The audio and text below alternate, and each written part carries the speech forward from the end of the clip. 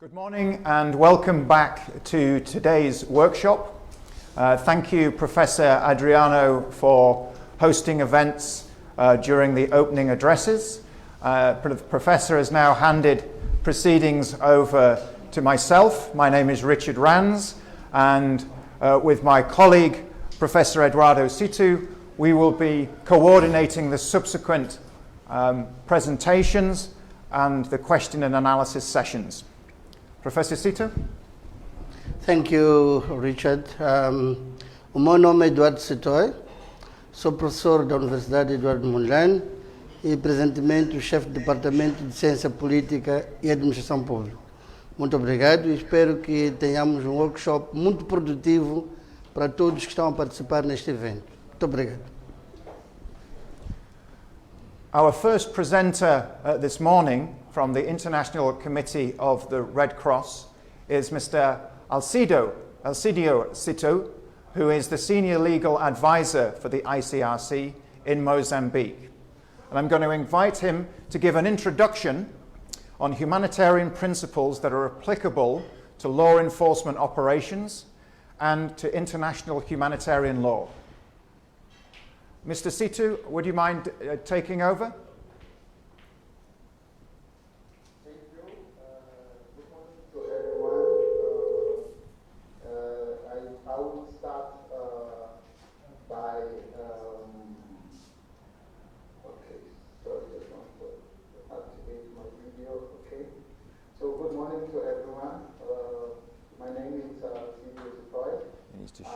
ICRC legal advisor, currently working on the engagement of authorities in IHL for Angola and Mozambique. I would like to congratulate CDD CDD for organizing this event. I would like also like to welcome all the members of the panel and thank you for inviting us as ICRC for this event. We've been able to attend the other webinars and as observers as entities, and it's a great honor for us to be part of this panel today to make this presentation related to IHL. Especially for us as ICRC as the guardian of IHL. So thank you again for inviting us, and let's hope all the issues are now solved and we will be able to move forward with no constraints. Thank you again, and over to you.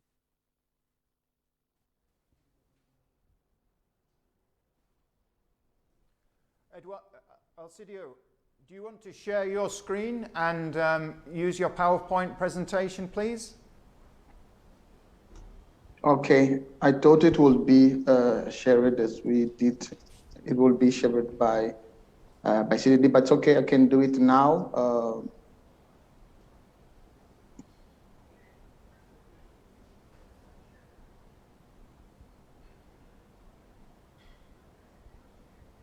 Just tell me whenever you're able to see it.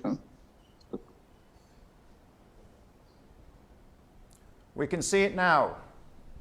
Okay, thank you. Let me just... Okay, so my presentation is in Portuguese, but please feel free to raise your questions and comments in English, and we will be able to answer according to the language you raise it. We had information that the majority part of the attendees will be speaking Portuguese. So we also have information that we will count on translation service. So I guess we will all be able to follow up. But as I said in the beginning, please feel free to raise your questions or comments in the language that you feel comfortable to. Okay, so in Português, my presentation, I put it like Introdução aos Princípios Humanitários e ao Direito Internacional Humanitário. Em termos de estrutura de apresentação, essencialmente 5 pontos são mencionados na apresentação. O primeiro ponto é referente a fazer breves notas sobre o DIH, que é o Direito Internacional Humanitário. E entendemos que é importante explicar o que é o Direito Internacional Humanitário, em que consiste, em que se manifesta, de modo a que possamos ampliar o conhecimento deste importante ramo de direito, que muitas vezes é confundido também com o direito internacional dos direitos humanos. E este é o segundo ponto da nossa apresentação.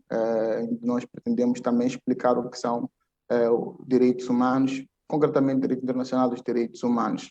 E porque não poderia deixar de falhar, faremos uma relação entre o direito internacional humanitário e o direito internacional dos direitos humanos.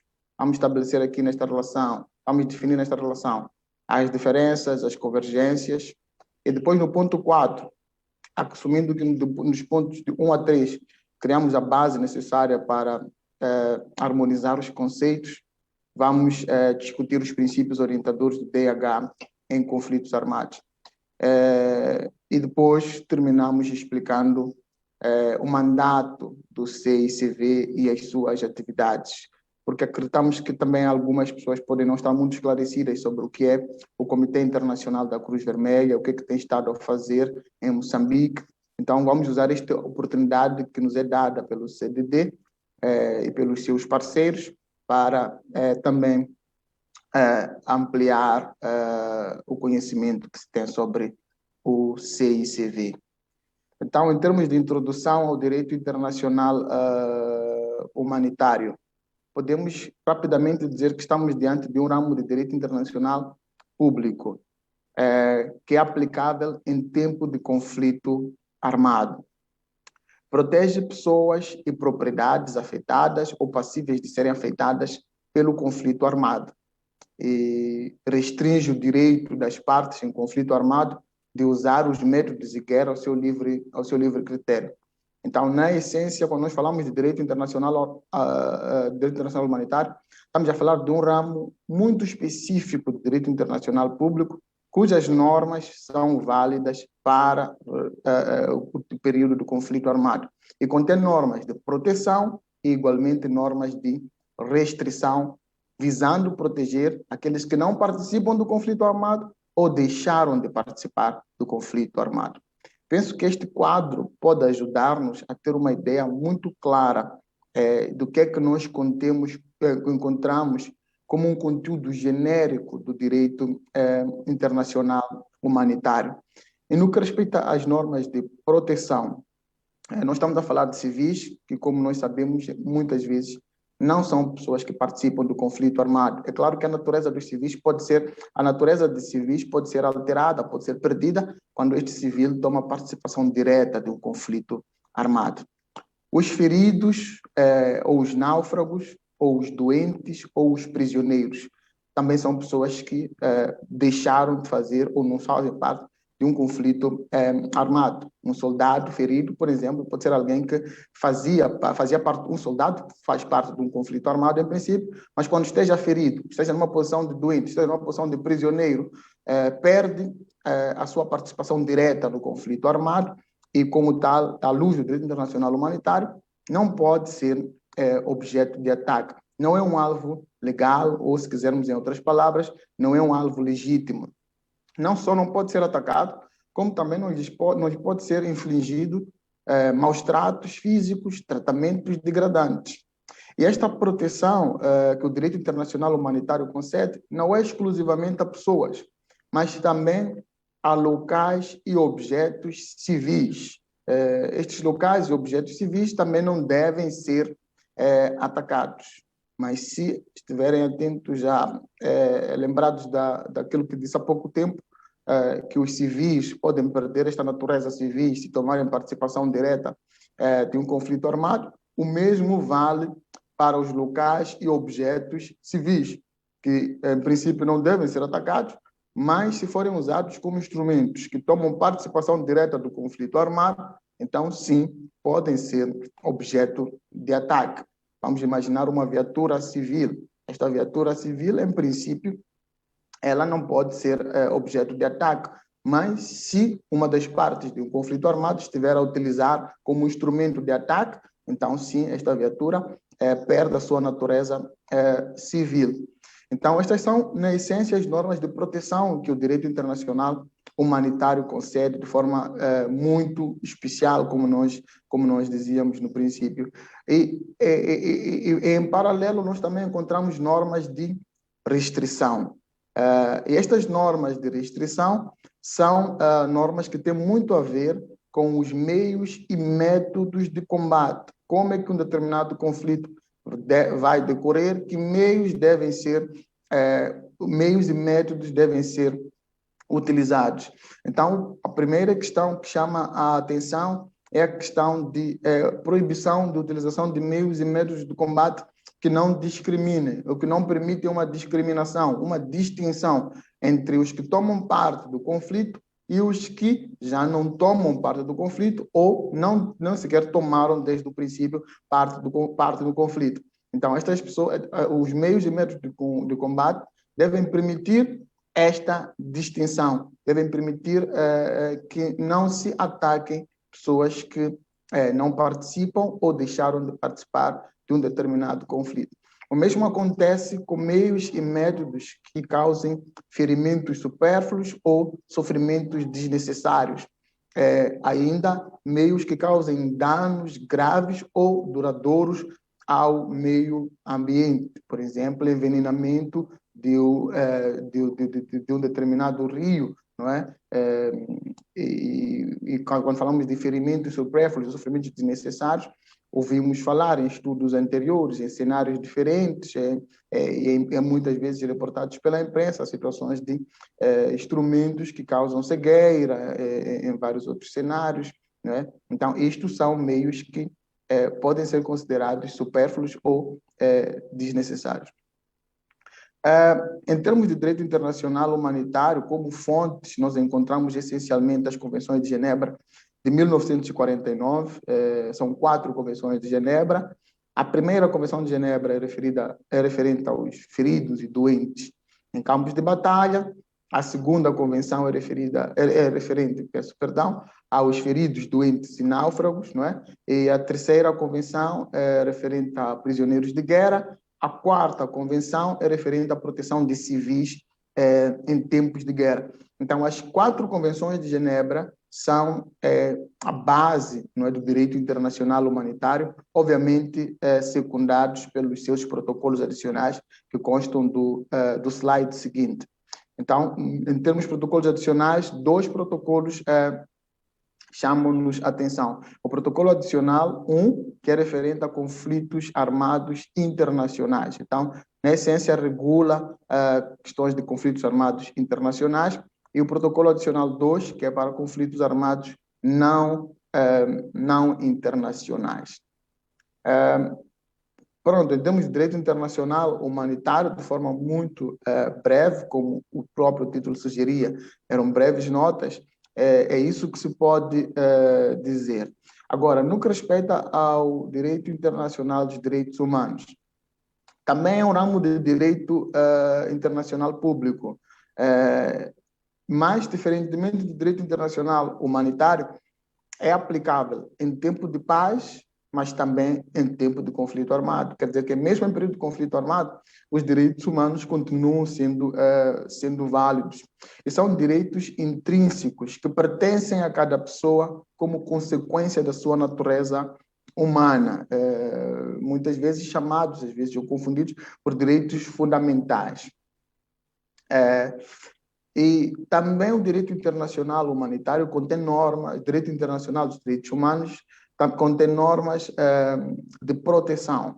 A única diferença é que estas normas de proteção são dirigidas a indivíduos e grupos e contra a violação por parte do governo dos direitos garantidos e da promoção desses direitos. Então, neste momento em concreto, o direito, no que respeita aos direitos humanos,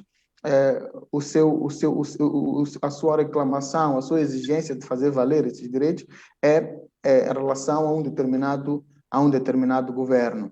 E estas regras são reivindicadas ou exigidas mesmo em relação a um determinado governo ou a um determinado Estado.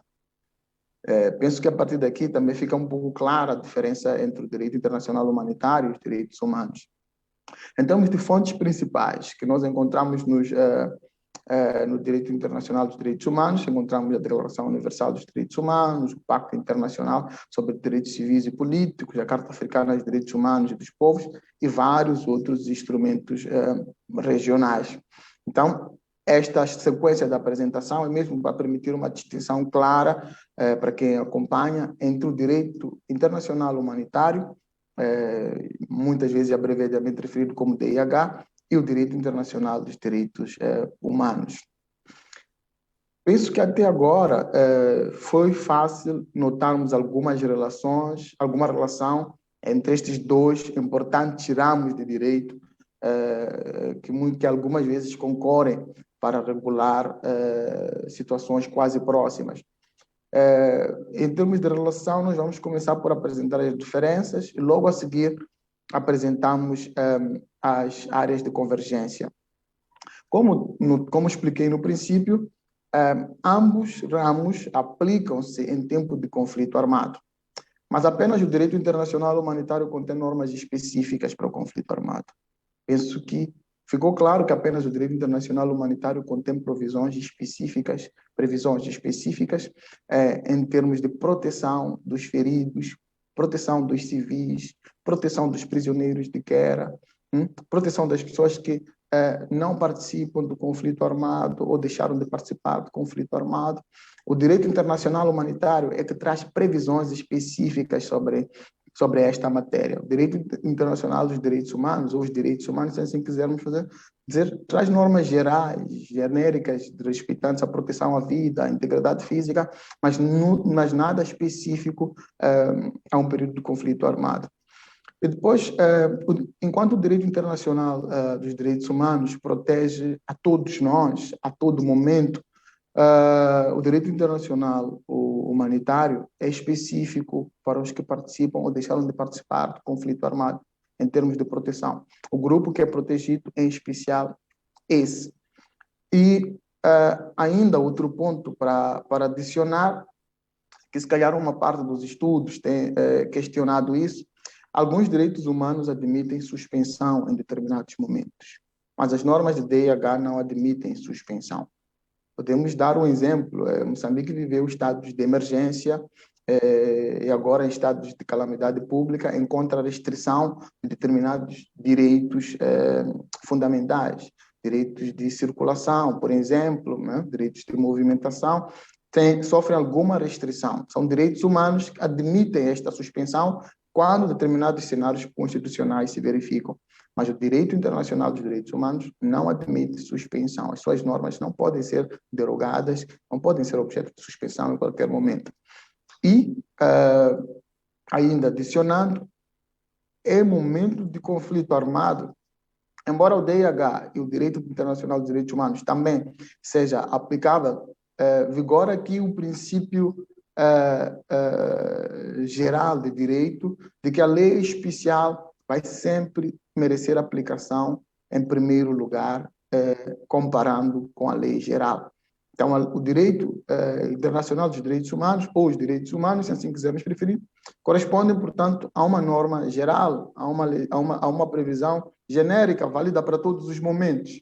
E o DIH é claramente uma norma especial, é uma lei especial que deverá merecer prioridade em caso de conflito armado. Em termos de convergência,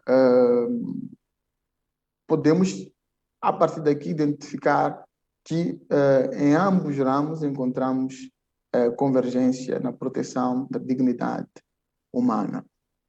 Encontramos convergência na proteção da vida, na proibição da tortura, na proibição de tomada de reféns, na proteção de civis, encontramos na proteção da pessoa enquanto ser humano.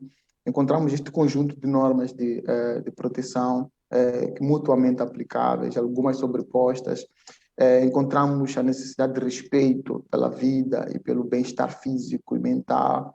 Encontramos também normas contra a discriminação, entre várias normas. Há um conjunto interessante de convergência, de normas de convergência entre esses dois ramos. Então, indo de forma muito específica, também é um dos pontos que fomos solicitados a apresentar, que tem muito a ver com os princípios de DIH que governam um conflito armado. Então, nós preferimos fazer o levantamento de 4 princípios. Podemos encontrar alguns outros princípios, mas desde já fazemos um levantamento de 4 princípios.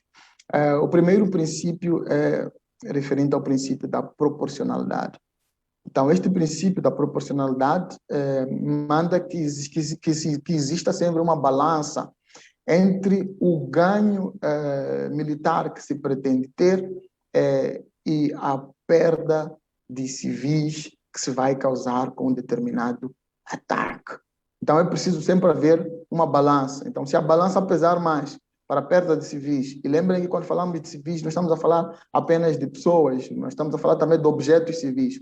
Então, se a balança pesar para, contra, portanto, os civis, então este ataque vai violar o princípio da proporcionalidade. Então, este princípio da proporcionalidade estabelece que um objetivo militar só será válido, só será legal se ele não violar mais perdas, não trazer mais perdas civis em relação aos ganhos militares que se pretendem ter. Temos também o princípio da distinção, que já tínhamos referido quando falávamos das normas restritivas que o DIH apresenta.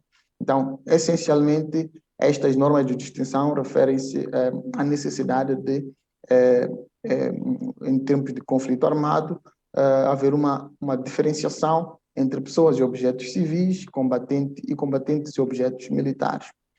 Reitero o que disse no princípio, que as pessoas e os objetos civis podem sempre perder esta natureza se tomarem parte direta de um conflito militar.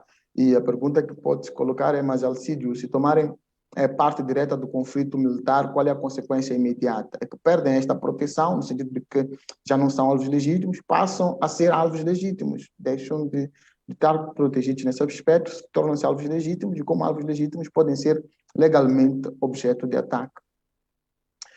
Encontramos também o princípio da proibição de causar ferimentos supérfluos ou sofrimento desnecessário. E falamos um pouco sobre isto mais uma vez, quando mencionamos as normas de restrição aos meios e métodos de combate em sede de direito internacional humanitário. Então, há aqui uma proibição de empregar armas, de usar armas, ou projetos, ou materiais, ou métodos de guerra, e que possam causar ferimentos supérfluos ou sofrimento desnecessário.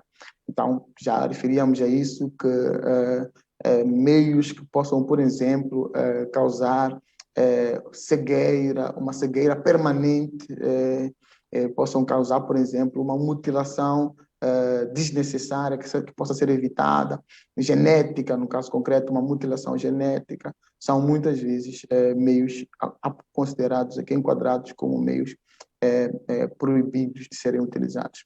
Depois encontramos também o princípio da precaução, muito relacionado com o princípio da proporcionalidade, mas que tem mais a ver com a necessidade de tomar um cuidado para poupar ou reduzir o máximo possível de danos civis durante operações militares.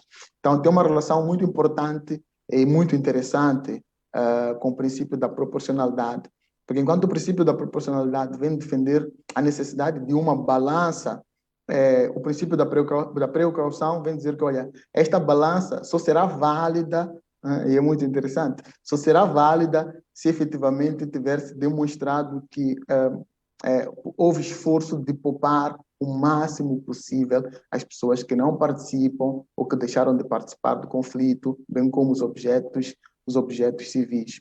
Então, todos estes princípios, como eu disse, e se não disse, devo dizer agora, todos estes princípios são cumulativamente aplicáveis. Então, não há um momento em que um princípio torna-se relevante e podemos excluir os outros. Há um momento de juízo em que se pode determinar qual foi o princípio concreto violado, mas em operações militares, todos estes princípios devem ser devidamente observados. Há mais princípios, como eu disse, que podem ser encontrados em diferentes estudos, consoante os momentos específicos. Por exemplo, podemos encontrar também o princípio da, dizemos, em inglês, é o princípio da accountability. Penso que podemos dizê-lo aqui, que é o princípio da responsabilidade individual, no sentido de que a pessoa é responsável pelos atos que pratica, e pratica individualmente responsável. Não pode arguir que recebeu uma ordem de uma determinada pessoa, então não pode arguir que eu estava a agir em cumprimento de uma determinada ordem. Não, é especialmente responsável pelos atos que, é particularmente responsável pelos atos que pratica, né? Pronto. Depois também temos um outro princípio que se pode colocar sempre em atenção, que é também o princípio da necessidade militar, que tem muito a ver com discutir-se a questão da necessidade de um determinado ataque a ser realizado. E pronto, chegamos à última parte da nossa apresentação, que tem muito a ver com o CICV. Às vezes, pela forma de trabalhar do CICV, em determinados contextos, nós somos pouco conhecidos. O CICV, que é o Comitê Internacional da Cruz Vermelha, opta por trabalhar, engajar as autoridades, ou trabalhar por via de um diálogo. Este diálogo não é só para as autoridades, mas é para as partes em conflito, e é um diálogo que é bilateral, e é um diálogo que é confidencial. Então, não levamos a público os resultados dos nossos diálogos, não levamos ao público, raramente fazemos isso, salvo em determinadas condições, mas não é uma opção que está sempre na mesa. Então, o nosso diálogo é confidencial e é bilateral. Então, nessa perspectiva, isto é bom porque fortalece a confiança que conseguimos ter com as partes, e também fortalece-nos um diálogo, favorece-nos um diálogo construtivo. Mas, obviamente, que em alguns cenários, como eu disse, não nos permite sermos uma entidade muito conhecida por determinados atores. Desculpa. Então, é uma organização privada que é neutra e independente, e tem um mandato específico para proteção e assistência humanitária às vítimas de conflitos armados. Temos um mandato conferido pelas Convenções de Genebra, assinadas pela maioria, por praticamente todos os Estados, para a promoção do DIH, do Direito Internacional Humanitário, dos princípios humanitários. Então, somos guardiões do direito internacional humanitário. Também temos este mandato de assegurar o funcionamento da Agência Central de Busca, que é uma agência específica para o restabelecimento de laços familiares. Em períodos de conflito armado, é normal que é comum que aconteça a desligação, a separação, melhor assim, de famílias. Então, nós temos este mandato específico de reunir famílias. Devo dizer que é uma das atividades mais bonitas que o CICV tem realizado. Então, também temos este mandato de reconhecer as novas sociedades nacionais. Sociedades nacionais, por exemplo, aqui em Moçambique, falamos da Cruz Vermelha de Moçambique. Então, é o papel do CICV fazer este reconhecimento no ato do registro.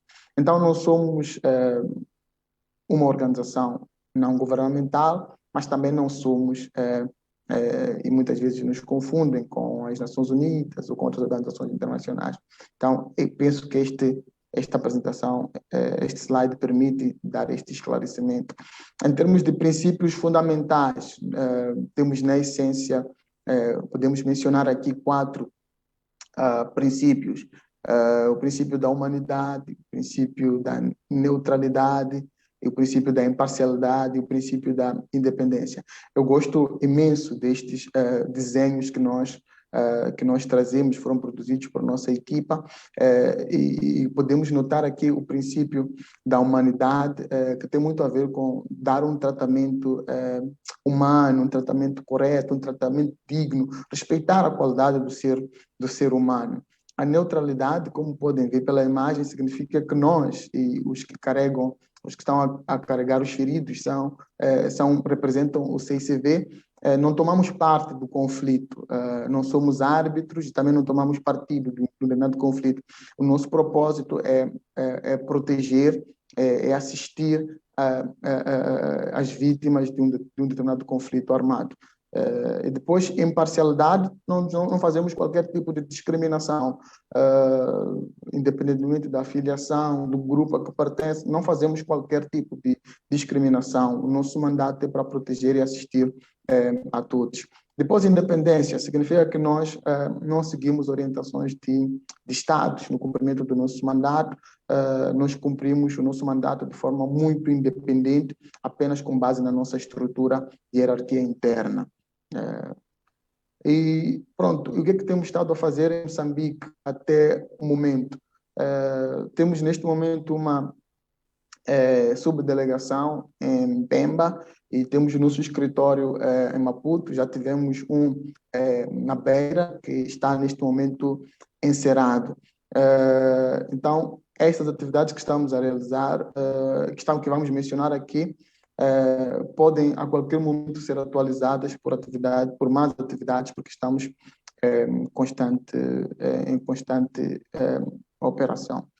Então, a nível da região central, já apoiamos mais de 300 mil pessoas na reconstrução de meios de subsistência, também na reabilitação de furos e construção de sistemas de abastecimento. Permitimos trazer água, fazer chegar água, aproximar serviços de água a pessoas necessitadas. Em termos de saúde, também cerca de 125 mil pessoas já beneficiaram de trabalhos de reabilitação e de construção de infraestruturas, idem para efeitos de vacinação, cerca de 400 mil pessoas. Participamos na reabilitação e na construção de 11 escolas a nível da região central. Também apoiamos, no que respeita à resposta ao ciclone Idai e Kenneth, apoiamos as vítimas destes eventos e de forma específica apoiamos algumas das atividades que trazemos neste slide. Apoiamos na recuperação de serviços de acesso à saúde e desta atividade 32 mil pacientes beneficiaram. Também 27 mil pessoas beneficiaram de assistência alimentar em artigos domésticos básicos. Participamos na reabilitação de 11 centros de saúde, realizamos diversas atividades de restabelecimento de laços familiares e também reabilitamos estabelecimentos penitenciários. Em termos de em Cabo Delgado, o que é que temos estado a fazer? Temos prestado apoio na assistência com artigos domésticos e material de construção para mais de 21 mil pessoas deslocadas, reabilitação de centros de saúde que beneficiaram cerca de 75 mil pessoas, visitas e apoio a 11 estabelecimentos penitenciários, beneficiando a mais de 1.000 pessoas detidas. Devo dizer que, em princípio, nós priorizamos os estabelecimentos penitenciários que tenham detidos de segurança, que são as pessoas que estão cobertas pelo nosso mandato.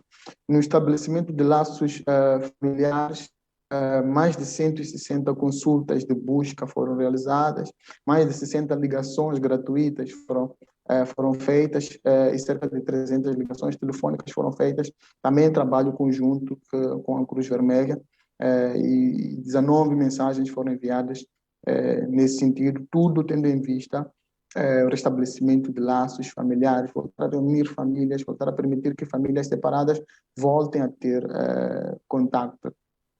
No que respeita ao Covid, apoiamos na reabilitação do 10º Congresso em Cabo Delgado, que tem cerca de 200 leitos em diferentes atividades de comunicação social, apoio ao CERNAP, como tem sido veiculado pela imprensa.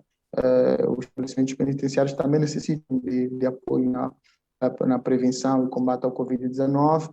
Também apoiamos em diretrizes forenses sobre a gestão de cadáveres, e fizemos também doação de artigos de higiene e limpeza. No que respeita ao diálogo e engajamento em direito internacional humanitário, que também é uma das componentes do nosso trabalho, continuamos a manter diálogo mantemos um diálogo construtivo com o direito com vista a engajar em direito internacional humanitário, torná-lo conhecido e respeitado. Continuamos também com atividades de sensibilização e conhecimento relativos à ação humanitária. São atividades conjuntas, algumas delas que fazemos com a Cruz Vermelha de Moçambique. Temos neste momento 2 memorandos de entendimento assinados com o Ministério da Defesa e com o Centro de Formação Jurídica e Judiciária, com vista à capacitação de atores em direito internacional humanitário. Realizamos ainda 6 cursos, para ser específico, para a polícia.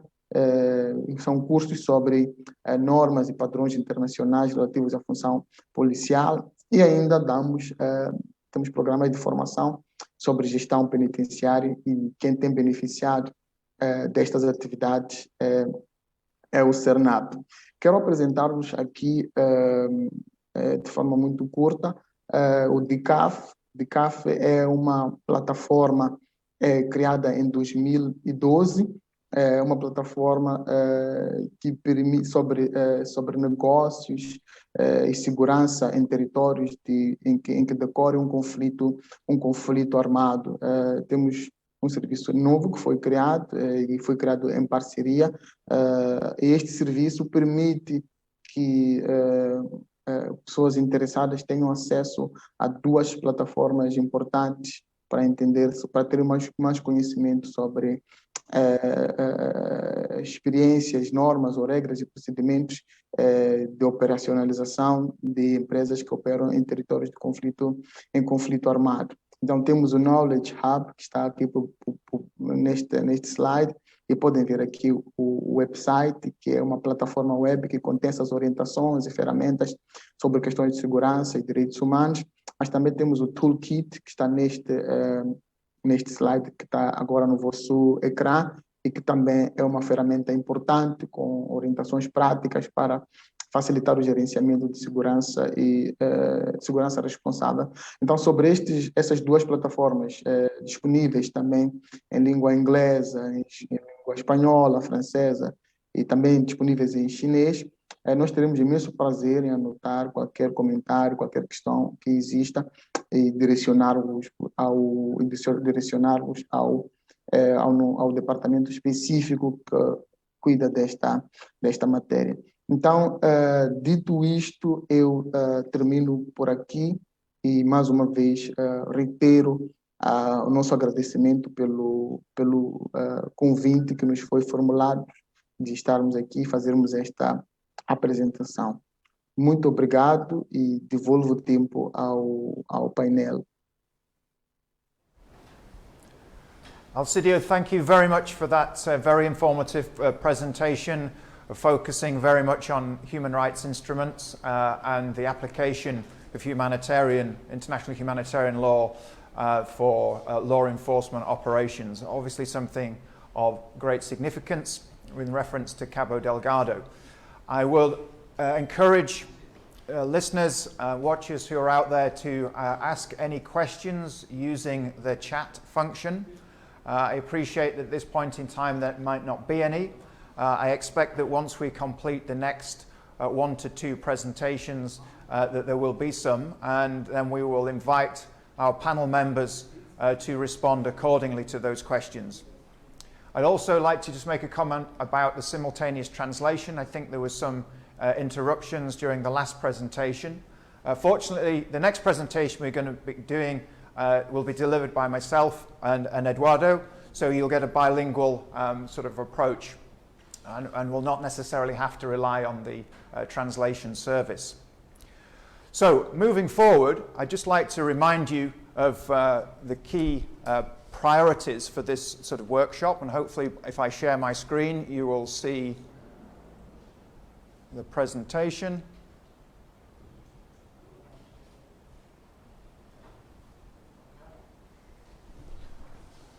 I understand that you can all see it. So the first thing I'd like to remind you about is why we're here. And really that's just to reinforce the purpose of promoting and facilitating effective implementation of the voluntary principles. You're going to hear a lot more about the voluntary principles in detail a little bit later from the Voluntary Principles Initiative Secretariat. But the real focus that we want to draw attention to at this point in time is the context within which we are delivering this workshop. Because ultimately, the ultimate aim is to minimize the risk of human rights abuses and security-related incidents on communities and to promote transparency and good corporate social responsibility practices. And we aim to do that, as you've seen already, through a number of different ways. First of all, we're going to cover the basics, and you heard an awful lot of really good information from ICRC just now. We are also going to cover the context, which the professor and I will be covering. And then thirdly, we'll be looking at the experiences and ongoing initiatives, which will be tomorrow. Finally, we're going to be looking at some of the VPI processes, in other words, the Voluntary Principles Initiative processes for countries like Mozambique and for companies and for non-governmental organizations to join the initiative. And again, that will be tomorrow. Over to you. Sim, como dizia o Richard, o propósito deste workshop é, portanto, promover e facilitar a implementação efetiva dos princípios sobre segurança e direitos humanos em Moçambique, com particular ênfase, como foi dito desde o princípio, na província de Cabo Delgado, para minimizar o risco de abusos dos direitos humanos e incidentes relacionados com a segurança das comunidades e promover a transparência e as boas práticas de responsabilidade social das empresas. A começar, o essencial vai estar no aquilo que é o básico, que é o fundamental, e depois disso vamos passar para o contexto e no dia de amanhã vamos focalizar nas experiências e iniciativas em curso em relação aos princípios voluntários sobre segurança e direitos humanos e depois vamos entrar, portanto, naquilo que são os processos de implementação dos princípios voluntários sobre segurança e direitos humanos. Over to you.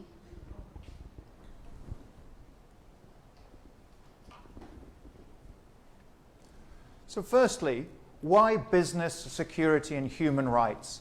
Why is this our sort of anchoring statement as far as this project is concerned? What is the relationship between business, security and human rights, and why is it important? And also, what is the relationship in the context of Cabo Delgado?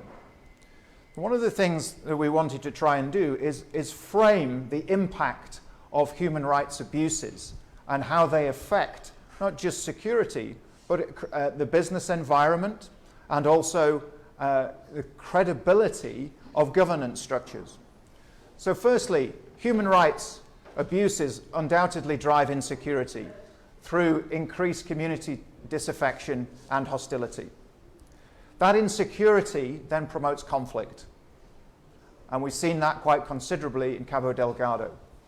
Conflict then lessens the chances of major project success. So some of the mega projects, particularly that which you heard the managing director of Total talk about, obviously in Afungi, the success of those projects is potentially compromised because of insecurity, and also we create an environment which is less attractive to investors. So it means that there is less people, less investors looking like they want to come to Cabo Delgado because the environment is insecure. All of this basically impedes development and prosperity. And this obviously weakens government credibility if in fact the country is not prospering with the opportunities that they have available. So undoubtedly, human rights abuses weaken the government's credibility and also lessen the chances of sustainable development and prosperity. On the other hand, if you apply legal and international obligations, of which ICRC have just outlined in detail, particularly as they relate to public and private security force actions, this will undoubtedly improve relationships with communities. Good relationships with communities increase security because the community provides support. It increases social license for those mega project opportunities, and it promotes conflict resolution. Therefore, the mega projects that we're seeing in Cabo Delgado have much greater chance of success, and you improve the investment climate quite significantly so that other investors can come to the country, come to the province, and realize all of the opportunities that are available. Obviously, applying through this relationship the application of human rights law and IHL helps to promote sustainable development and ultimately prosperity. And in this case, it obviously improves government credibility.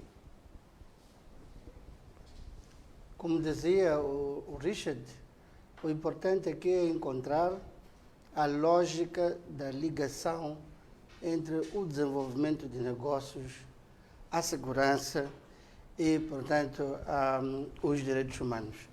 A ideia principal é que quando os direitos humanos são violados, isso produz necessariamente a insegurança, e essa insegurança nas comunidades encoraja o desinteresse e a hostilidade da comunidade em relação ao poder do Estado. O aumento da insegurança das comunidades promove o conflito. E quando há conflito, as hipóteses de sucesso dos grandes investimentos dos megaprojetos, portanto, diminui a hipótese de sucesso. E isso quer dizer que o ambiente de negócios é reduzido. Quando o ambiente de negócio para os investidores diminui, quer dizer que o desenvolvimento não acontece, a prosperidade não acontece. E isso, logicamente, para as comunidades, isso diminui, portanto, a legitimidade, a credibilidade do governo perante as comunidades, num contexto em que também os negócios não vão avante, porque não há um clima de segurança que permite esse avanço. Além disso, a aplicação da lei dos direitos humanos e do direito internacional humanitário, especificamente no que diz respeito às forças de defesa e segurança pública, melhora as relações com as comunidades, portanto, as forças de defesa com as comunidades, aumenta a segurança, portanto, através do apoio comunitário, e isso permite que essa credibilização e essa legitimação promove a resolução de conflitos e melhora as hipóteses de sucesso, portanto, dos investimentos, dos megaprojetos, do clima de investimento em geral, o que, em última instância, esse ambiente todo vai promover, portanto, o desenvolvimento sustentável, criando bases para a prosperidade, e não só ganha a comunidade, não só ganha os investidores, mas também ganha o governo, que é visto como mais legítimo, mais credível aos olhos da comunidade. Over to you. So one of the things that we would like to do this morning is to talk about the conflict in Cabo Delgado and the level of understanding and how applicable and important it is to understand the conflict in detail. So why is it important? Well, we know in the first instance that this conflict is extremely complex. It's widely misunderstood. It's influenced by a number of media narratives, and some of the reporting, particularly internationally, is poor and inaccurate. And so there are several narratives that are out there, and we will discuss them a little bit later. But the real need to improve understanding and acknowledge the realities of the situation based on empirical, that's experiential, observed and first-hand evidence, rather than anecdotal evidence, which there's an awful lot of, is really important, because if you don't get it right, if you don't understand the conflict, then you'll fail to design appropriate resolution-oriented responses. And we need those appropriate responses in order to minimize the risk of human rights abuses and security-related incidents on communities, which, as you've heard, is pretty much what our underpinning aim is through this project. And so it's very, very important that our understanding of the conflict in Cabo Delgado is accurate. Desde a abertura deste workshop, quando o diretor do CDD, o professor Adriano Vunga, esteve-se a referir ao caso de Cabo Delgado, referiu muito claramente que o conflito em Cabo Delgado é complexo, não só complexo, mas em grande medida a compreensão sobre a sua lógica, sobre o seu enquadramento é deficiente e, portanto, vários atores apresentam diferentes leituras, diferentes narrativas acerca da natureza e do enquadramento deste conflito. Há, portanto, necessidade de um exercício profundo, de um exercício focalizado, para produzir uma compreensão e um conhecimento e reconhecimento da realidade de Cabo Delgado, com base em provas, com base em evidências, não é? Observadas e também experimentadas, que são verificadas em primeira instância, contextualizadas e não evidências anedóticas, ok? A fim de que as respostas que vão ser concebidas para ir ao encontro desta situação, elas estejam efetivamente adaptadas para resolver e minimizar o risco de abusos dos direitos humanos e incidentes que podem também piorar a situação de segurança das comunidades em Cabo Delgado. So one of the first things that's very important to do is attempt to frame the conflict.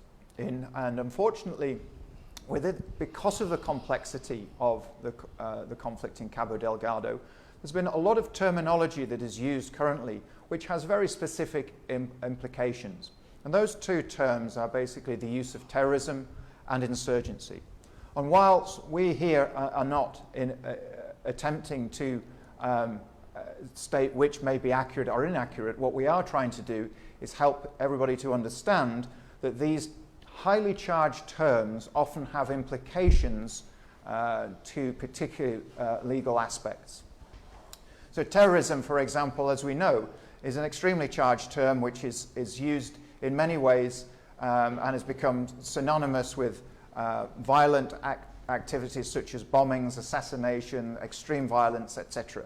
And often in more modern day terrorism has been captured on various media.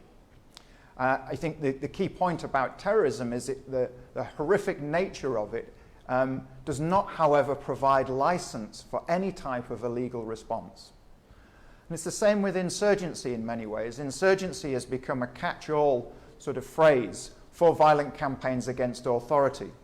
But there are legal implications potentially in the use of the term, particularly if insurgency is used in the context where those belligerents are not recognized as lawful combatants, as some definitions would suggest. That obviously has implications to military responses and implications particularly in the context of international humanitarian law. So I think the key message that we really want to get over here is be careful about the use of this terminology and its legal implications, and also be careful about the impression that it might create, which might detract again from developing coherent solutions for the future. But ultimately, identifying conflict as terrorism or an insurgency is not a license for illegal responses. No caso do nosso país, a questão da terminologia é uma questão muito séria, porque não raro ouvimos que o conflito em Cabo Delgado é uma instância, ou representa uma instância de terrorismo, ou o conflito em Cabo Delgado representa uma instância de insurgência, mas há necessidade de aprofundar o conhecimento de cada um desses termos, porque cada um deles tem implicações legais, porque também tem respostas legais, e, portanto, é preciso, antes de aplicar o termo para a realidade de Cabo Delgado, aprofundar o conteúdo para verificar se esse enquadramento é correto ou não. Por exemplo, geralmente, quando se aplica o termo terrorismo, esse termo é equacionado com bombardeamentos, com assassinatos, com violência extrema, etc. E os mídias muitas vezes apresentam em primeira instância essa possibilidade de terrorismo. Contudo, ainda que seja esse termo o termo aplicável, não significa que identificar um conflito como uma instância de terrorismo, isso seja passaporte para que a resposta a esse mesmo conflito seja uma resposta ilegal. Em relação à insurgência, que é um termo usado de forma muito genérica, não é, para se referir a todo tipo de campanhas violentas contra a autoridade estabelecida. Contudo, há considerações legais na utilização do termo insurgência e, sobretudo, se os participantes na insurgência não são, portanto, combatentes reconhecidos ou não são reconhecidos como combatentes legítimos e, portanto, isso significa que tem implicações legais a utilização desse termo insurgência. So we would like to suggest that there is other terminology that might be more applicable to the current situation in Cabo Delgado. And one term which has become used increasingly more, particularly from an international perspective when it comes to analysis of conflict, is the term violent extremism or violent extremists. There are a number of definitions, and the aim behind framing conflict as within the context of violent extremism is really because it captures potentially a number of drivers. So there's one definition there, I believe this one comes from the Federal Bureau of Investigations, encouraging, condoning, justifying or supporting the commission of a violent act to achieve political, ideological, religious, social or economic goals. And really it should say and or, because it may be that those goals are a combination of those drivers. So we then frame the violent extremists as being part of a VEO, a violent extremist organization. And then there are a number of other contexts that we use violent extremism, particularly in the context of preventing it and obviously countering it. Preventing violent extremism and countering violent extremism is the focus of a number of organizations who specifically look at these aspects, particularly in complex conflicts such as Cabo Delgado. So violent extremism in many ways captures a range of dynamics which are certainly more applicable in this context and are far less charged context than using terrorism or insurgency. Há uma alternativa para a utilização desses termos de terrorismo ou insurgência, por causa das implicações legais que a utilização desses termos traz, e também pela situação de complexidade do conflito em Cabo Delgado. A proposta que nós trazemos é que, ao invés de usar os termos terrorismo e insurgência, pode-se usar o termo extremismo violento. A vantagem de usar este termo extremismo violento é porque ele abrange uma vasta gama de fatores, tal como a própria definição sugere, que implicam, todos esses fatores implicam, de um lado, encorajar ou tolerar justificar ou apoiar a prática de um ato violento para atingir objetivos políticos, ideológicos, religiosos, sociais ou econômicos. Portanto, há uma vasta gama de objetivos que podem ser atingidos pela prática de um ato violento ou por encorajar um ato violento.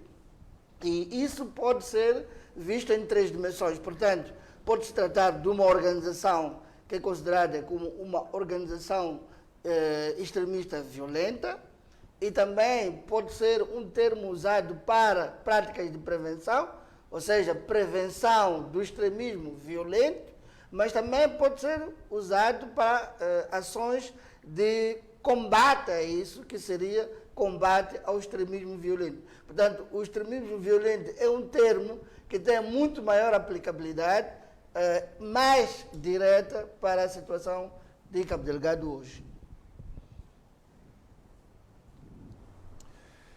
So the next aspect we'd like to talk about is how do we assess conflict? What tools are available for us to assess conflict in complex environments? One of the things that we're not going to do during this presentation is tell you what we think is happening in Cabo Delgado. What we want to do is provide you with an understanding of the tools that are available to perhaps do your own analysis. And one of those tools, more widely, is known as analysis of competing hypotheses, or in the Cabo Delgado context, we'd like to call it an assessment of competing narratives. And we've discussed before the fact that there are various narratives that are pervasive around the conflict, and not all of them are necessarily accurate. So this is a 4-step process that we want to talk you through using Cabo Delgado as an example, so you can see how you can assess those competing narratives for accuracy. So the first step is to define the conflict narratives. The second step is to establish the empirical evidence that is available. The third step is then to score and weight the evidence against each narrative, basically to assess which narrative might be more accurate based on the evidence available. And finally, we take the overall score to assess the likelihood of each narrative being accurate. And we aim to talk you through this process now in reference to Cabo Delgado. No princípio da nossa apresentação, nós dissemos que o conflito em Cabo Delgado tem uma natureza complexa e a sua compreensão é deficitária. Por causa dessa complexidade e pela dificuldade de compreender a natureza do conflito em Cabo Delgado, tem aparecido de tempos a tempos, até agora, várias leituras e narrativas sobre esse conflito. Então, o que nós estamos a propor aqui é um procedimento para fazer análise, portanto, das diferentes narrativas, não é? E encontrar uma maneira de validar, não é, qualquer uma dessas narrativas. Não é propósito nosso impingir aos participantes uma narrativa específica. Portanto, estamos a propor um procedimento lógico que permita que cada um, ou coletivamente, se possa fazer uma análise das diferentes hipóteses. E esse processo tem 4 etapas. Uma primeira etapa, que é definir tanto as narrativas existentes sobre o conflito, e uma vez definidas essas diferentes leituras, as diferentes narrativas, juntar provas empíricas, não é, disponíveis, que são capazes de ser coletáveis, pontuar e ponderar as provas a favor e contra cada uma das narrativas em função das provas empíricas que existem, e depois usar a pontuação geral para avaliar a probabilidade de uma narrativa ser válida ou menos válida. So let's start with step 1. And step 1, as we said, was defining the conflict narratives. Now what we've done here is we've worked together and we've brainstormed a number of narratives that we think are currently applicable to Cabo Delgado. And these narratives you may have seen in many media articles. They've been provided by numbers of different organizations in the past, and obviously there is significant amounts of writing and reporting which reflect these narratives. So the 4 narratives that we developed through our brainstorming was firstly a mostly externally led and influenced conflict with extreme religious and ideological objectives. And let's just call that one the Islamic State narrative. A second narrative is one we thought was relevant to, again, externally led and influenced conflict with a view to disrupting economic growth and prosperity. And we called that one a regional destabilization narrative. A third narrative that we came up with was related to mostly internally led issues and influence, which are, rather than being internationally religious, but they're intra-religious issues. They are socio-economic and through ethnic disaffection, with the conflict focused on addressing imbalances. And so we've called that narrative the inequalities narrative. And the final one that we developed is a mostly internally led and influenced conflict, which was originally driven by religious and socio-economic grievances, but has then subsequently been exploited for illicit trade purposes and the pursuit of elite benefits. So we've got 2 narratives which are all mainly driven by external issues, and 2 narratives that are really focused on internal issues. But you could have as many narratives as you like. For the purpose of this exercise, we've just developed the 4, but you could have many more depending on how you perceive, on how you, if you like, develop these narratives, particularly in a group format, as you follow the process. Todo aquele que acompanha o conflito em Cabo Delgado, que lê os jornais nacionais e de fora, que acompanha os diferentes webinars, os vários estudos que têm sido feitos sobre o conflito em Cabo Delgado, pode muito facilmente identificar as narrativas que aqui são trazidas. 2 delas identificam o conflito com motivação externa. E 2 delas identificam o conflito fundamentalmente com motivações internas. Entre as narrativas que identificam o conflito com motivações externas, há aquela que diz expressamente que o conflito em Cabo Delgado é influenciado principalmente e liderado a partir do exterior com objetivos de caráter religioso e ideológicos extremos. E, portanto, esta narrativa é uma narrativa que nós consideramos que equaciona o conflito em Cabo Delgado com a intervenção externa do Estado Islâmico.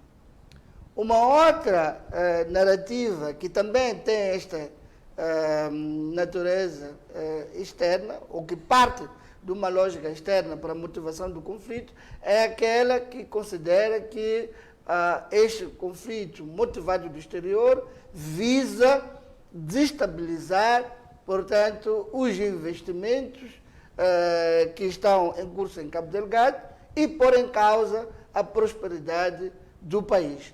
Esta narrativa nós consideramos que é uma narrativa que se enquadra na lógica de desestabilização regional.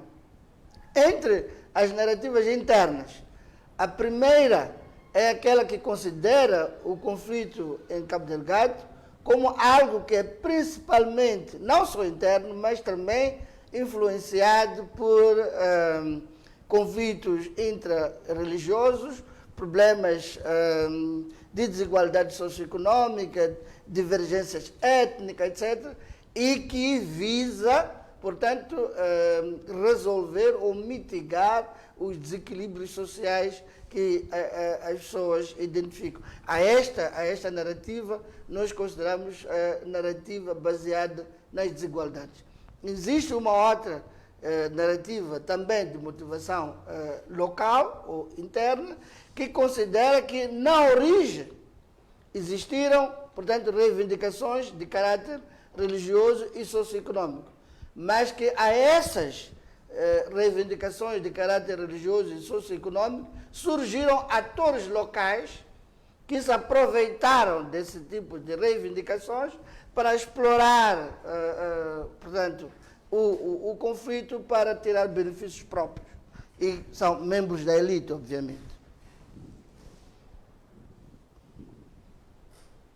So once we've established the conflict narratives, we now need to list all of the empirical evidence that is available. And obviously the challenges of recording empirical evidence are key, are serious, but at the same time it's important to try and capture all of the relevant factors in this analytical process. So once again, we have given you some examples. A number of them we believe are absolutely true, but we have put down these 12 aspects of empirical evidence, we believe, which are relevant to the context of the 4 narratives that we also developed. So when you're doing this process, the one thing that we encourage, of course, is that there is a lot more evidence. We are restricted by the size of the slides that we're putting on, and therefore we've focused on only 12 aspects of evidence that we see, but you could have, or you should have, many other factors to be brought in to do this analysis effectively. These aspects of empirical evidence focus on Salafi jihadi principles. They focus on the direct targeting, potentially, of international personnel and assets.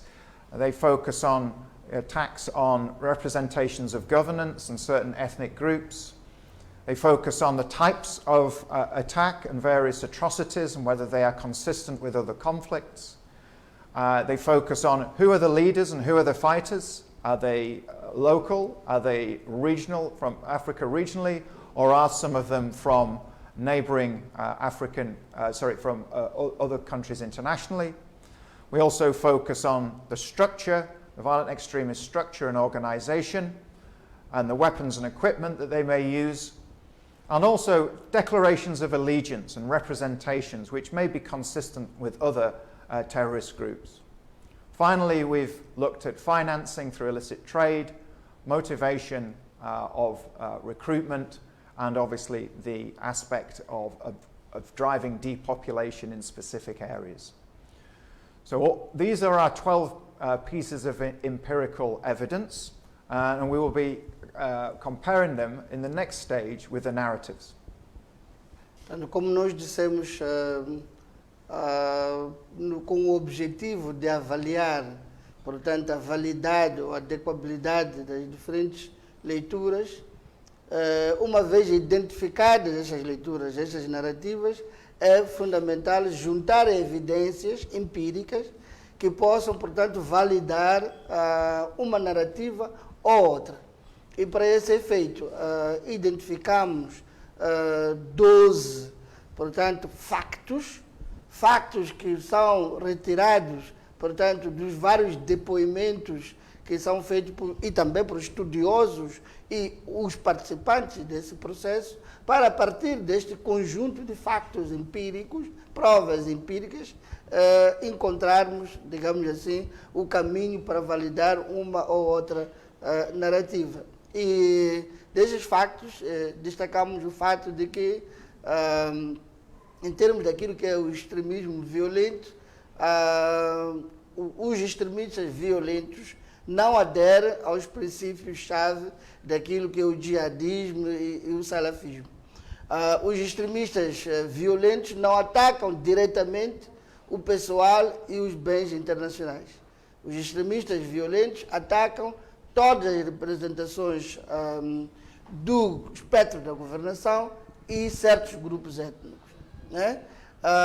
As atrocidades dos extremistas violentos são geralmente consistentes com a maioria dos conflitos continentais, portanto, aqueles que ocorrem noutras partes do continente e que têm motivações eventualmente diferentes das motivações que os extremistas violentos possam ter no contexto de Cabo Delgado. Nenhum líder do extremista violento ou combatente e no caso de Cabo Delgado, tem sido identificado que seja de fora do continente africano. Portanto, não há casos de extremistas violentos que tenham sido identificados em Cabo Delgado e que não sejam do continente africano. Não é? Alguns líderes dos extremistas violentos e combatentes são de países africanos vizinhos, como Tanzânia, etc. Não é? A estrutura organizacional dos extremistas violentos é inconsistente com os grupos terroristas ligados ao Estado Islâmico. Não é? As armas e os equipamentos adquiridos em resultado de operações bem-sucedidas, não é? Não são de fornecimento externo. Já? As declarações de lealdade e representações dos extremistas violentos consistentes com o Estado Islâmico. Portanto, há quem afirma isso aí. Ok? Outro elemento, outro facto que também é relevante aqui tem a ver com o financiamento, né, dos extremistas através do comércio ilícito e também o tipo de motivação para o recrutamento de extremistas é essencialmente de cariz financeiro. E finalmente que a ação dos extremistas violentos cria despovoamento em determinadas áreas bem identificadas. So one of the things I didn't explain at the beginning, of course, is that we're using the term violent extremist in this process, and that's why you see VE mentioned. And that's sort of really quite important, as I said, because we're actually looking at a whole series of potential drivers here and not necessarily labeling the conflict belligerents as being terrorists or insurgents. At this point, we just know one thing. We know that they commit extreme violence. As I said, these are just 12 bits of evidence that we'll be using, and now we move to the next stage where we compare the evidence with the narratives.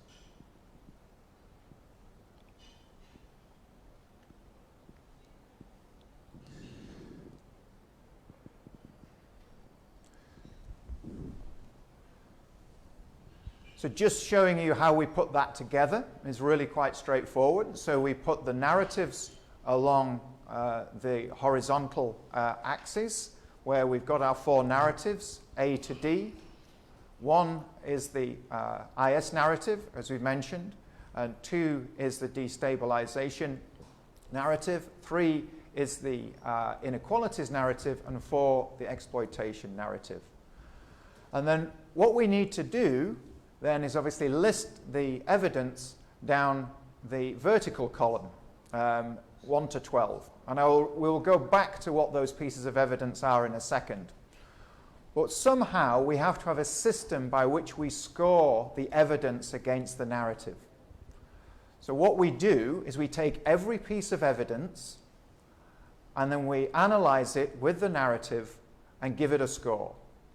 We give it no points, for example, if the evidence does not support the narrative. However, we give it 1 point if there is a realistic possibility that the evidence supports the narrative. But in this case, we realize that more information is actually required. And then we'll give it 2 points. We will assign 2 points if the evidence does support the narrative. And lastly, if we think that the evidence is crucial to the narrative or is very, very important to understanding the conflict as a whole, then we will weight that scoring. For example, we might multiply the score by 2. In this example, so a score of originally of 2 for evidence that supports the narratives would be multiplied by 2 to equal 4. So in summary, we put the narratives along the horizontal, the evidence along the vertical, and we apply a scoring table. O Richard disse uma coisa importante. No uso das terminologias, se é terrorismo, se é insurgência, pode ser discutível encontrar a terminologia correta. Mas há uma coisa que está clara em Cabo Delgado, é que nós estamos na presença de ações de extremistas violentos. Portanto, há a violência extrema que é usada em Cabo Delgado.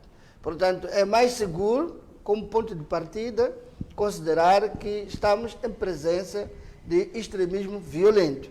ainda que não possamos, neste momento, ter definição acabada sobre se os termos terrorismo ou insegurança podem ser aplicados. Em relação às diferentes narrativas, nós vimos no slide passado que nós temos 12 pontos de evidências empíricas sobre a situação de conflito em Cabo Delgado.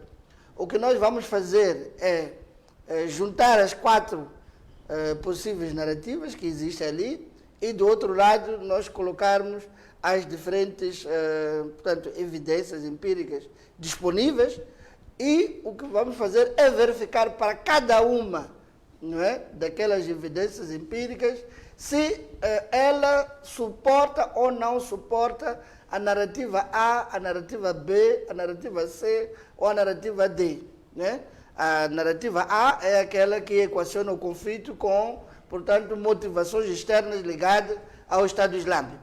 A narrativa B é aquela que, portanto, se refere à questão, portanto, da desestabilização regional, que visa, portanto, impedir o desenvolvimento de negócios em Moçambique e a prosperidade do país.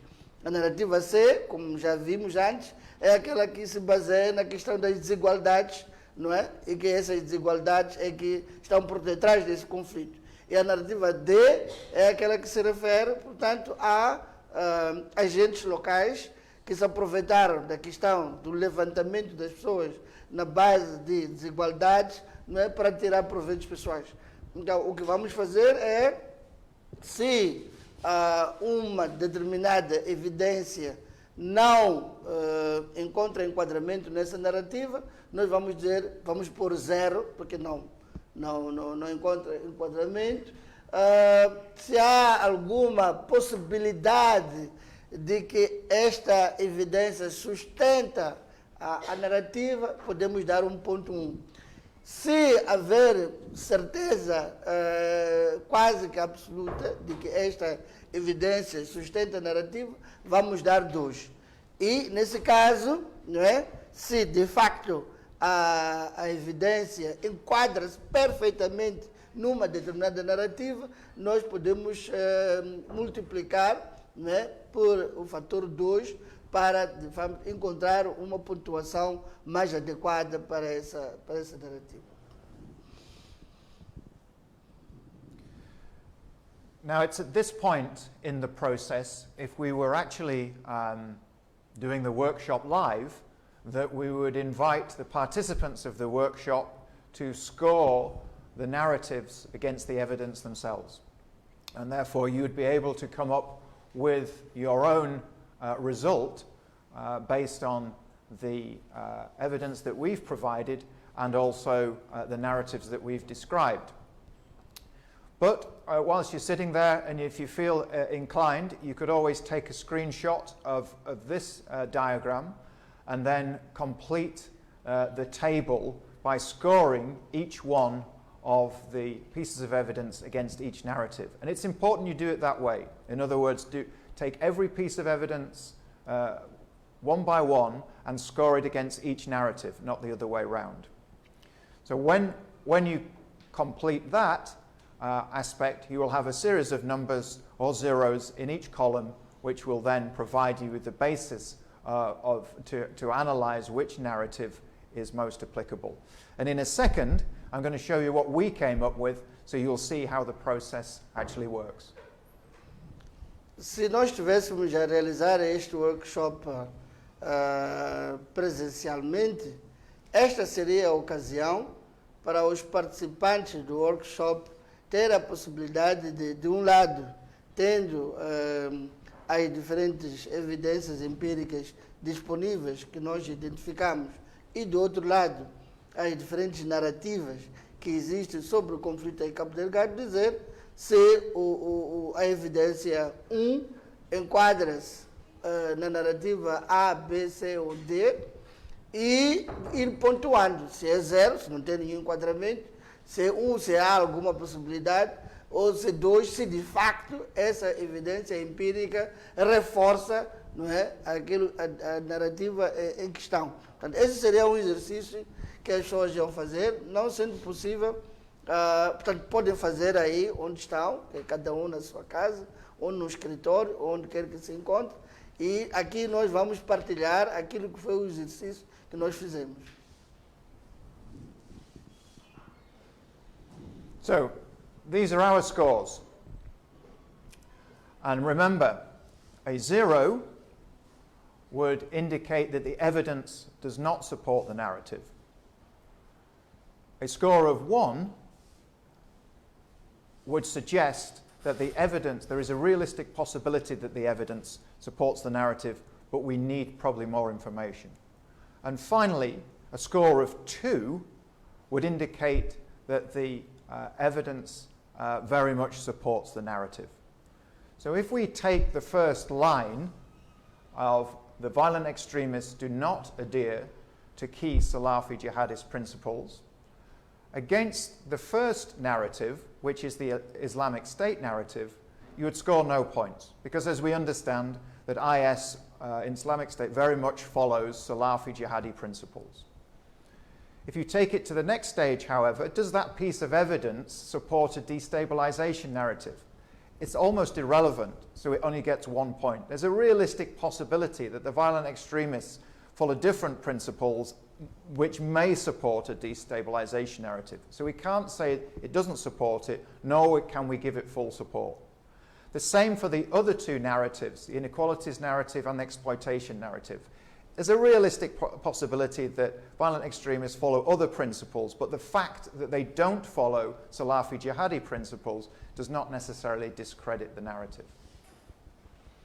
I think the piece of evidence number 2 I'll go through is that violent extremists do not directly target international personnel or assets.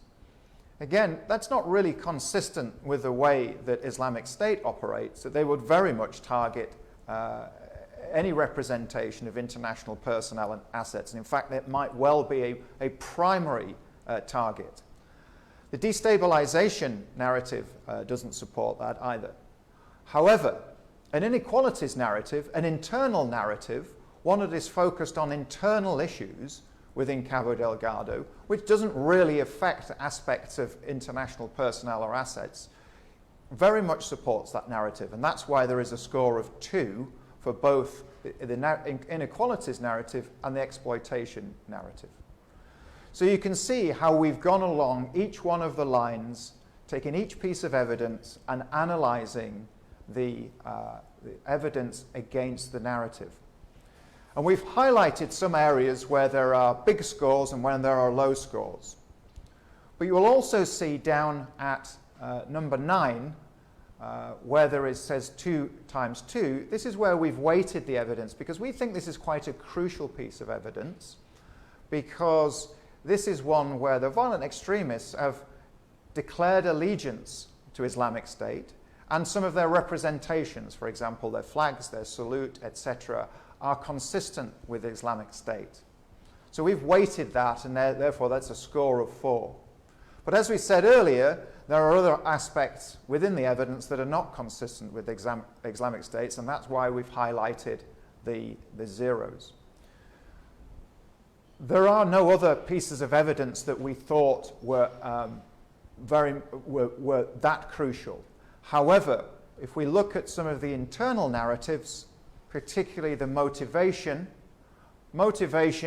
is more predominantly financial to the violent extremists than it is ideological. And therefore, that aspect alone would very much support an internally driven narratives as we see in C and D. But overall, that should give you a perspective of how we would go about the process of scoring. Pode ver aqui em relação à primeira evidência, que diz que os extremistas violentos eles não aderem aos princípios do jihadismo, aos princípios do salafismo. Portanto, se essa evidência existe, de que os extremistas violentos não aderem a esses princípios, então, em relação à narrativa, que diz que o conflito tem motivações externas vinculadas ao Estado Islâmico, isso é zero.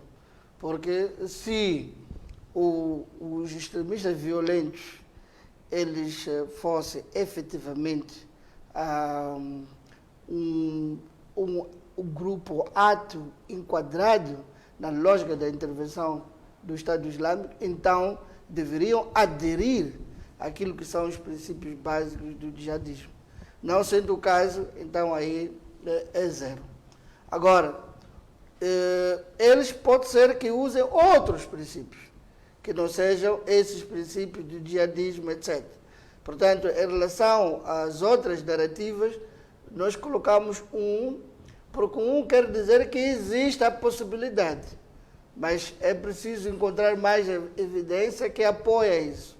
Não havendo evidência que apoia isso, mas não excluindo absolutamente a possibilidade dessa evidência ser válida, então damos a pontuação de 1.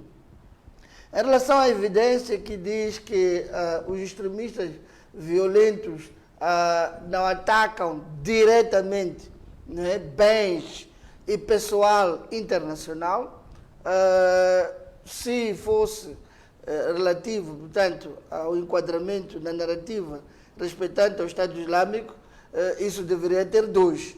Mas, como estamos a dizer que os extremistas islâmicos, os extremistas violentos não atacam diretamente os bens e propriedade e pessoas internacionais, então tem 0 isso, tanto na narrativa sobre o Estado Islâmico como na narrativa sobre desestabilização.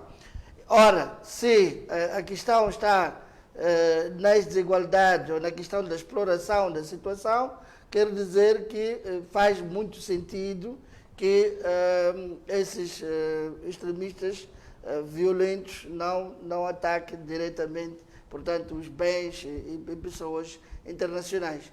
E essa mesma lógica de pontuação, como dissemos no slide passado, pode ser verificada no ponto 9. Na evidência número 9. Porque a evidência número 9 diz expressamente que os extremistas violentos declaram a sua lealdade e representação e que é consistente com o Estado Islâmico. Portanto, eles fazem essas declarações. Nós vimos essas declarações depois do ataque a Macomia, etc. Portanto, sendo assim, essa prova empírica, ela reforça a narrativa sobre o Estado Islâmico e, portanto, tem uma pontuação 2, e porque é de fato uma coisa que saiu em toda a mídia, tanto nacional como internacional, consideramos que essa pontuação é merecedora de um fator multiplicativo, não é? Porque trata-se de fato de uma evidência incontestável.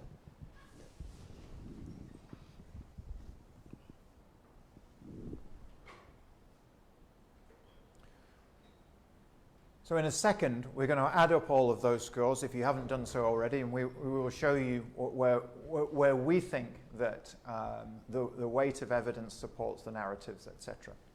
But what we want to do is, once we've done that, we want to assign a likelihood of each narrative being accurate. So this is the final phase. So we use what's known as an uncertainty index, and in this context, what we've done is we have 7 categories. From a remote chance, which is a remote chance of a narrative being applicable, which is 0 to 5%, to the highest level, which is a narrative being almost certainly applicable, which is 90 to 100%. It's very rarely that you get remote or almost certain, and so a lot of the analysis will fall into that middle bracket, anything from highly unlikely to highly likely.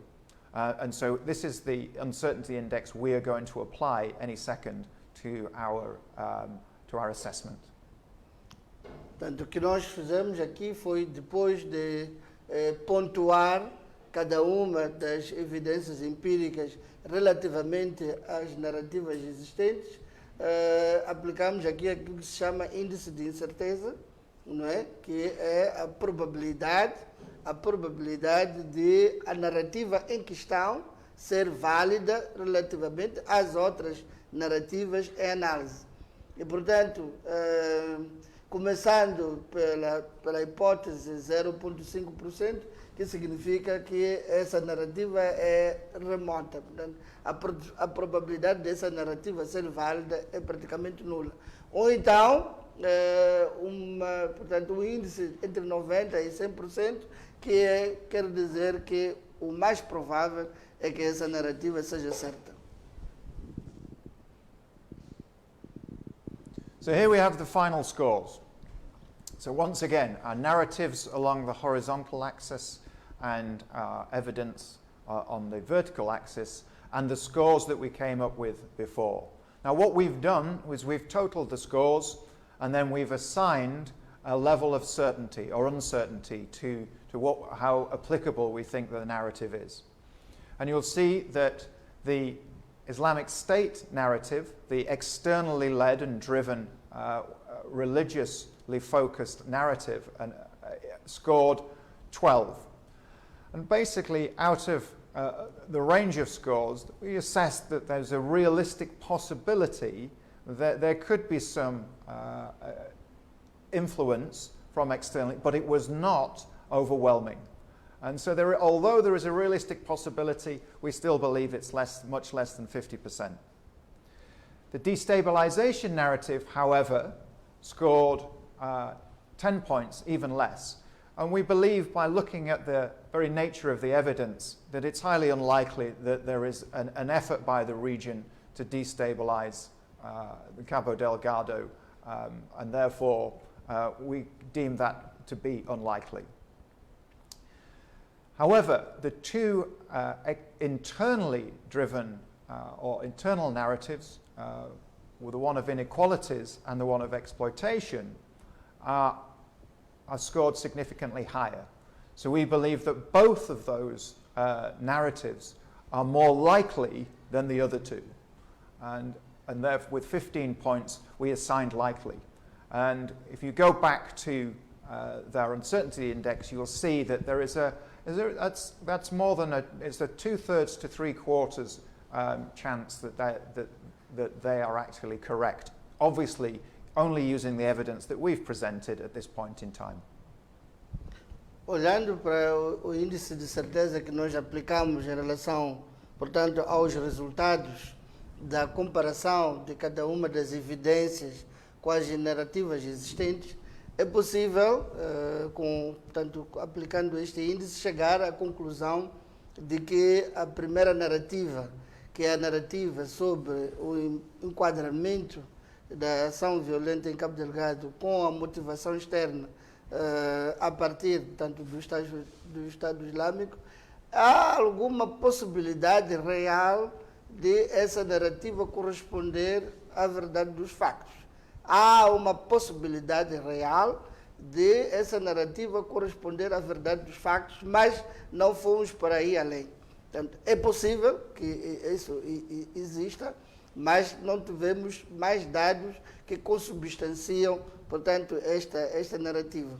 Em relação à narrativa sobre desestabilização, os dados em nosso poder, portanto, de comparação, portanto, das provas empíricas disponíveis, indicam que essa narrativa é provavelmente não aplicável. Não há dados que indicam que essa narrativa seja correta. As duas narrativas, ambas com motivações internas, tanto aquela que se refere ao enquadramento do conflito com base nas desigualdades, etc., e aquela narrativa que refere à hipótese do aproveitamento ou da exploração da circunstância das desigualdades para a obtenção de benefícios privados, ambas essas narrativas são muito provavelmente corretas em termos dos resultados que foi possível apurar a partir da evidência empírica disponível. One final deduction that we might want to make from this exercise is to take the most likely narratives and see if there is in fact a combination of those two narratives which would actually make the narrative highly likely. So in this context, with these scores, we might say that the internally driven inequalities and exploitation narratives, when combined, may actually be the most highly likely narrative that is currently in play in Cabo Delgado. Whereas the externally driven narratives, particularly the IS narrative and the destabilization narratives, are far less likely given the scoring against the evidence that we presented. Com base nesses resultados, e se nós quisermos fazer uma análise combinada dos dois fatores que têm motivação externa e de dois fatores que têm motivação interna, é fácil de observar que tanto a narrativa das desigualdades como a narrativa da exploração, portanto, das circunstâncias das desigualdades para benefícios privados, tornam a leitura das motivações internas robusta, comparativamente às narrativas de motivação externa, que quando combinadas, as duas produzem uma leitura que não parece muito válida em relação ao que se passa em Cabo Delgado.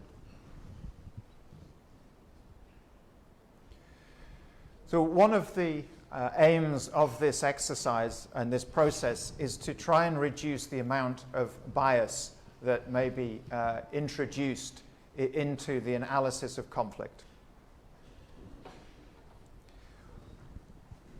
There are three forms of bias that are most common when it comes to analysing conflict scenarios. And we've experienced them quite significantly, we think, within the Cabo Delgado context. And so whereas an anchoring effect, which depends too heavily on an initial piece of information, has been quite prevalent, particularly within the IS narratives. And so the anchoring effect, for example, of seeing some of the representations of Islamic State has then really, at that point, has been the underpinning aspect of the conflict narrative. What usually happens is, following an anchoring effect, you have what's known as confirmation bias. And that is where analysts tend to look for and favour information that supports the one narrative that they actually prefer. And so by doing this, you then disregard other pieces of evidence that might actually support different narratives. So once you've chosen this one piece of information, which may or may not be accurate, and then you seek to reinforce it through your own preferred narrative, you get the combinations of the anchoring effect and confirmation bias. And then finally, the one element which is very common in this type of scenario is because you see a weight of evidence or people or groups supporting one particular narrative without proper analysis, that actually the group consensus is to follow suit. And that is because naturally an awful lot of people like to follow a group and do not like to stand out, despite the fact that the evidence may support a different narrative. And so groupthink ultimately stifles individuality. And so during any brainstorming sessions, it's very crucial to accept the narratives, the evidence of others, and not disregard that other approaches, and therefore you will avoid all these forms of bias, which I say are very prevalent in these processes.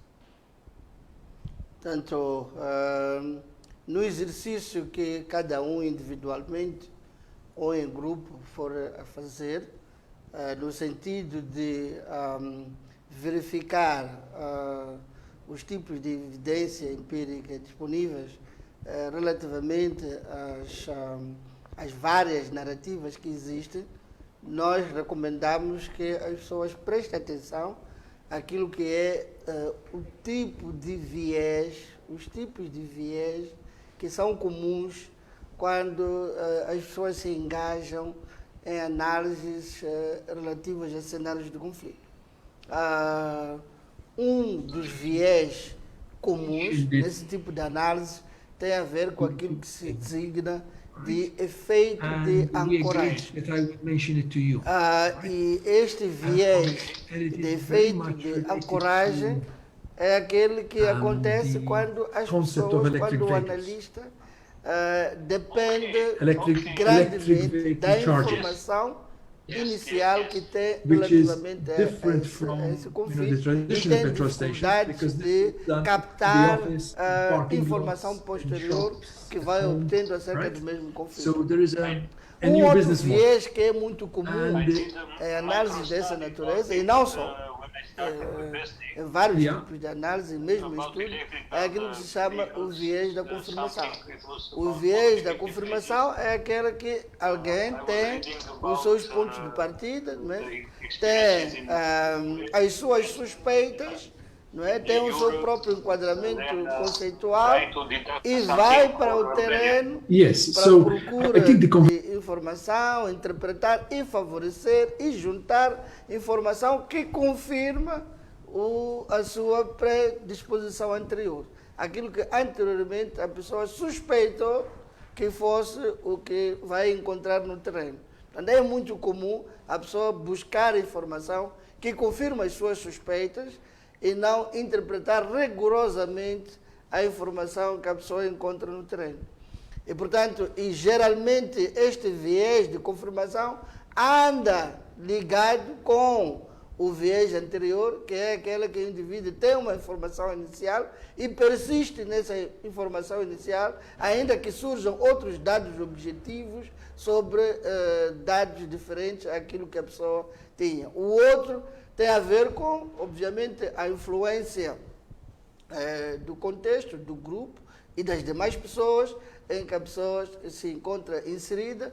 Portanto, se existe um consenso de um determinado grupo, ainda que seja acrítico, não tenha havido, portanto, uma avaliação rigorosa, portanto, da situação, há aquele desejo que o indivíduo tem de não ser diferente, de estar em consonância com os demais membros do grupo e, portanto, a capacidade de analisar e de chegar a conclusões adequadas sobre o assunto costuma ser posta em causa.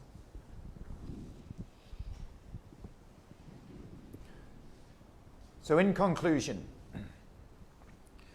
we would like to reinforce that aside from legal obligations, obviously the application of human rights law and international humanitarian law is intrinsically linked to improved security and prosperity. And that was the key point that we made right at the beginning of this presentation. The second aspect that we'd really like to reinforce is that there is a need to improve understanding and acknowledge the realities of the situation in Cabo Delgado. And in fact, some of the pervasive narratives we believe are incorrect, and they require much more deeper analysis in order to have an improved understanding of the situation. Because once you have a better understanding of the situation, it's then much easier to design appropriate resolution-oriented responses. But also, once you understand the situation better, businesses and large projects can also design their security better to respond to the dynamics of the situation on the ground. Because ultimately, we want to minimize the risk of human rights abuses, and we want to minimize the risk of security-related incidents on communities. So the last point we'd say is that the analysis of competing hypotheses, or as we called it, the assessment of competing narratives, is a very useful tool in this whole process of understanding conflict. What we showed you this morning was very much focused on 4 narratives which we think are applicable, and the end result would indicate that the internal type narratives are more likely than the external. But as I said from the outset, that it's important to define the narratives in detail, and it's important to combine all of the evidence available, and that's all of the empirical evidence available, not the anecdotal evidence. And once you have it in place, then it will provide you with an extremely useful tool to analyze the conflict more effectively, which will then hopefully lead to better responses. Como conclusão, há três aspectos extremamente importantes que nós podemos retomar aqui. O primeiro aspecto que tem a ver com toda a arquitetura deste workshop, não é? Diz respeito ao fato de que, para além das obrigações legais, a observância dos direitos humanos e do direito humanitário internacional está, portanto, ligada à possibilidade real de uma combinação adequada de, por um lado, segurança das comunidades, segundo, a possibilidade de investimentos produtivos na economia que possam propiciar o desenvolvimento e a prosperidade das comunidades, mas também uma maior credibilização e legitimidade do governo perante a comunidade, perante a sociedade. Portanto, é extremamente importante assegurar que negócios, segurança, direitos humanos trabalhem no bem da comunidade e da própria ordem política estabelecida. Em segundo lugar, que, tal como vimos no princípio, quando uma situação de conflito é complexa e quando é difícil compreender os seus contornos, é preciso persistir no aprofundamento da realidade concreta para melhor desenhar resposta que possa ir ao encontro daquilo que é a resolução do problema e que minimize o risco, neste caso, de abusos de direitos humanos que possam comprometer a segurança, e ao comprometer a segurança, compromete o ambiente de negócio, e ao comprometer o ambiente de negócio, compromete também a credibilidade e a legitimidade do Estado. Finalmente, a ferramenta que estivemos aqui a partilhar, que é uma ferramenta que é usada para análise de diferentes hipóteses que são colocadas, portanto, para a explicação do determinado conflito, é fundamental porque oferece uma possibilidade real de se ter, portanto, uma leitura que é baseada em evidências empíricas disponíveis, verificáveis, e não apenas naquilo que é o palpite de cada um, ou numa evidência anedótica que possa estar, portanto, informada do viés, portanto, da confirmação e de outros viés que nós aqui tivemos a possibilidade de abordar. Portanto, a partir desta ferramenta, nós podemos nos equipar melhor para analisar e compreender melhor a situação e propor respostas adequadas para a mesma. So that concludes our presentation on the context of the situation in Cabo Delgado and how it relates to human rights issues and obviously insecurity amongst communities, etc. What we will do now is we will certainly analyze, I believe, a number of questions that have been presented to us. And we will then have a Q&A session of which we will attempt to respond to some of those questions. We will plan to begin that session after today's final presentation, which will be on the voluntary principles and the voluntary principles initiative, which will be delivered by Mr. Jonathan Drimmer, who is in the US, and therefore we're going to give him until 1300 hours local to get ready. So we will take a break now for 15 minutes and prepare for the next presentation from the Voluntary Principles Organization. Thank you.